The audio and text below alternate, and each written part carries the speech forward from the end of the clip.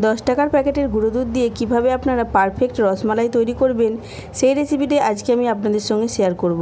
আসসালামু আলাইকুম everyone, welcome back to my channel Sanu cooking. আশা করছি আপনারা সবাই খুব ভালো আছেন। তাই দেরি না করে চলুন রেসিপিটা শুরু করে দিই। এই রসমালাই তৈরি করার জন্য এখানে আমি নিয়েছি একটা ডিমটা খুব ভালো করে আমি ফেটিয়ে নিয়েছি।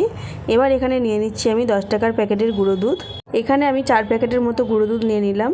আর হ্যাঁ, আপনাদের কাছে আমার একটাই রিকোয়েস্ট, প্লিজ আপনারা পুরো ভিডিওটি দেখবেন, একদম স্কিপ করবেন না। স্কিপ করে গেলে কিন্তু পারফেক্টভাবে রসমালাইটা তৈরি করতে পারবেন না। এবার দিয়ে দিলাম আমি অল্প একটু বেকিং পাউডার আর দিয়ে দিলাম 1 চামচের মতো ঘি।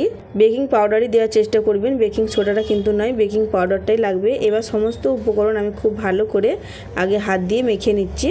যত ভালো করে এই শুকনো উপকরণগুলো মিক্স করবেন ততই ভালোভাবে পারফেক্টভাবে রসমালাইটা তৈরি হবে।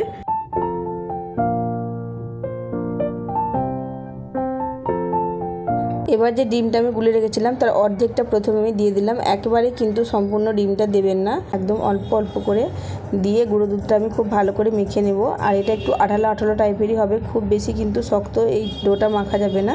ডিমের গোলাটা কিন্তু অর্ধেকটা রয়ে গেছে, পুরোটা আমার কিন্তু লাগেনি। ডোটা আমার সম্পূর্ণভাবে মাখা হয়ে গেছে। এবার হাতটা ধুয়ে চলে এলাম আমি, এসে খুব ভালো করে একটু গোল গোল করে নিচ্ছি। হাতে একটু ঘি কিংবা তেল মাখিয়ে নেবেন। এবার যে কোনো শেপে আপনারা তৈরি করে নিতে পারেন, গোল কিংবা লম্বা। আমি এখানে গোল শেপই করছি।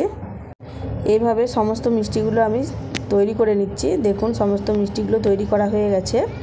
এবার একটা প্যান আমি আগে থেকেই বসিয়ে দিয়েছিলাম আর এখানে দুধটা আমি ঢেলে দিলাম। দুধটা কিন্তু আগে থেকেই জাল করা ছিল, এটা গরম দুধ ঢেলেছি আমি। এখানে 1 লিটারের মতো দুধ আছে আর এখানে ফ্লেভারের জন্য আমি 2টো এলাচকে ফাটিয়ে দিয়ে দিলাম। আর এই দুধটা কিন্তু খুব বেশি ঘন করা যাবে না, একদম পাতলা রাখতে হবে। এখানে আমি 1 লিটার দুধ যে নিয়েছিলাম এখানে কিছু পানি মিক্স করেছি আমি। এবার এখানে দিয়ে দিলাম আমি পরিমাণ মতো চিনি। এটা মিষ্টিটা আপনারা আপনাদের স্বাদ অনুযায়ী দিয়ে দেবেন। দিয়ে আবারও খুব ভালো করে চিনিটা একটু মিক্স করে নিচ্ছি। যে সকল বন্ধুরা আমার ভিডিওটা এত দূর পর্যন্ত দেখলেন আপনাদের সকলকে অসংখ্য অসংখ্য ধন্যবাদ। এইভাবে আমার পাশে থাকবেন, সেই সাথে আপনাদের মূল্যবান লাইকটা দিয়ে দিতে ভুলে যাবেন না। এবার দেখুন দুধটা খুব ভালোভাবে ফুটে গেছে, আমি এখানে মিষ্টিগুলো দিয়ে দিচ্ছি। রসমালাই পছন্দ করেন না এমন মানুষ খুব কমই আছে। এই মিষ্টিটা এমনই একটা মিষ্টি যে সকলেরই খুবই প্রিয়। আর এই মিষ্টিটা যদি খুব সহজভাবে বাড়িতে বানিয়ে ফেলেন তাহলে তো আর কোনো কথাই হবে না, যখনই মন চাইবে তখনই তৈরি করে খেতে পারবেন। এবার দেখুন ঢাকনাটা আমি লাগিয়ে দিয়েছি। এভাবে 10 মিনিট, যখনই দুধটা উতলে আসবে তখনই ঢাকনাটা খুলে দেবেন। আর এইভাবে করে 10 মিনিট একটু জাল করে নেবেন, তাহলে এই মিষ্টিগুলো পারফেক্টভাবে তৈরি হয়ে যাবে। এবার দেখুন ঢাকনাটা খুলে দিয়েছি আর একটু দেখতে ভালো লাগার জন্য, কালারফুল করার জন্য এখানে আমি অল্প একটু কেশরটা দিয়ে দিলাম। এটা অপশনাল, আপনারা দিতেও পারেন নাও পারেন। ঢাকনার মধ্যে যে একটা ছিদ্র আছে ওটা আমি একটু কাগজ দিয়ে সিল করে দিয়েছিলাম। এইভাবেই মাঝে মাঝে ঢাকনাটা খুলে দেবেন, তাহলে দুধটা উতলে আর পড়বে না।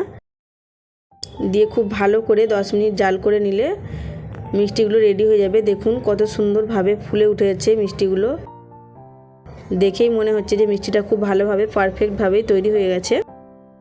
আজকের রেসিপিটি যদি আপনাদের কাছে ভালো লেগে থাকে তাহলে প্লিজ লাইক কমেন্ট শেয়ার করে দেবেন। আর যদি কেউ আমার চ্যানেলে নতুন এসে থাকেন তাহলে প্লিজ আমার চ্যানেলটা সাবস্ক্রাইব করে আমার পাশেই থাকবেন।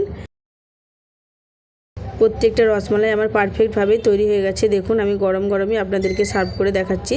একটা প্লেটের মধ্যে নিয়ে নিয়েছি। এটা আপনারা ফ্রিজে রেখে ঠান্ডা করেও খেতে পারেন, তাহলে আরও ভালো লাগবে। আর একটা কেটে দেখাচ্ছি, দেখুন কতটা সফট হয়েছে, কতটা স্পঞ্জি হয়েছে, মুখে দিলেই মিলিয়ে যাবে। একদম নরম তুলতুলে রসমালাই বাড়িতে কত সহজে বানানো যায়। এই রেসিপিটা ফলো করে একবার অবশ্যই ট্রাই করবেন। আজ তাহলে আসি, ফিরে আসবো নতুন একটা ভিডিও নিয়ে। ততক্ষণ সবাই ভালো থাকবেন, সুস্থ থাকবেন। আর কেমন লাগলো অবশ্যই কমেন্টে এসে জানাবেন। আল্লাহ হাফিজ।